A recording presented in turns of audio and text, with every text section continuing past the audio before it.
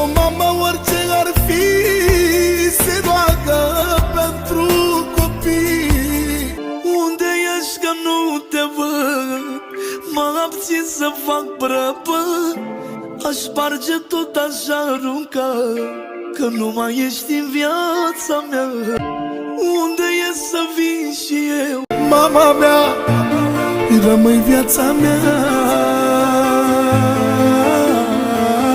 De-aș putea cumpăra zile pentru mama mea. Mereu mama îmi spunea, când mi-e greu să mă gândesc la ea, că dacă pățești cineva, nu doare pe nimeni decât pe ea.